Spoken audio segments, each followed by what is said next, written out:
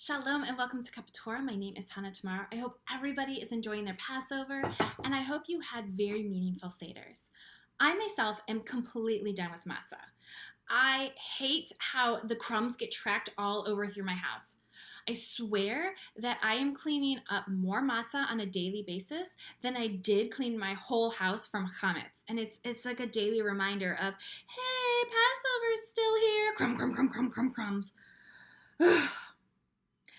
Speaking about daily reminders, we're counting the Omer. Now, what does that mean? It's stated in Leviticus and in Exodus that the Jewish people will count from the day they are freed, Passover, to the day they received Torah, Shavuot.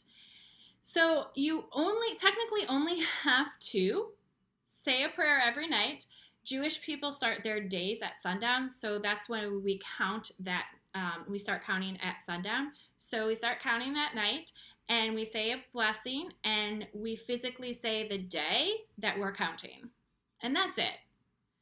So why is counting the Omer so important? To get us into that state of receiving, because the Israelites were receiving Torah, there has to be physical change. We go back to the Passover story and to describe this, because the Jews that were leaving Israel and becoming free were slaves for generations. So they don't know how to be free. They have lived their whole complete life into slavery. Their parents lived their whole complete life in slavery. Their grandparents have lived their whole complete life into slavery. So they don't know how to change. And you can't just say, you're free, and they're like, oh, okay, yeah. What does that mean? There are several books out there that says it takes about 21 days to break a habit, whether it be a good habit or a bad habit. Any change that you want to see, whether it in your body, your mind, or your soul, it will take 21 days of doing something different to get you into a different habit. So counting the Omer is supposed to help us get into this habit of receiving.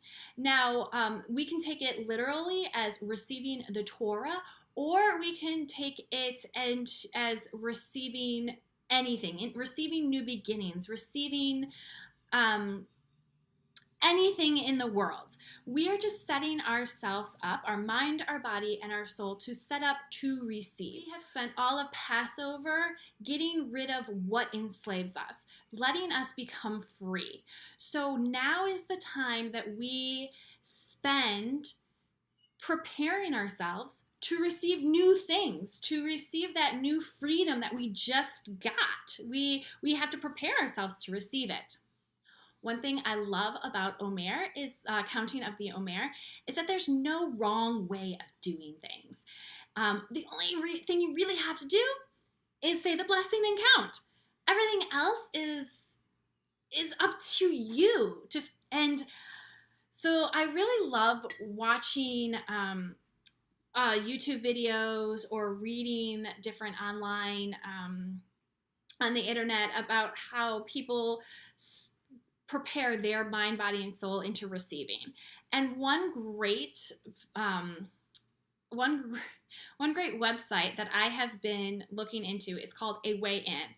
And I've talked about A Way In several videos past. I just really love how Rabbi Yael is very mindfulness and her mindfulness and the state that she gets us into thinking is just, it touches me. So I will put her counting of the Omer in the description below, so you can go to that website. But what I want to know is, how are you counting the Omer? What are you doing to get yourself prepared into receiving? Whether, it doesn't matter what that receiving is, just receiving. How are you getting prepared to receive? And on that note, I shall say, Shalom.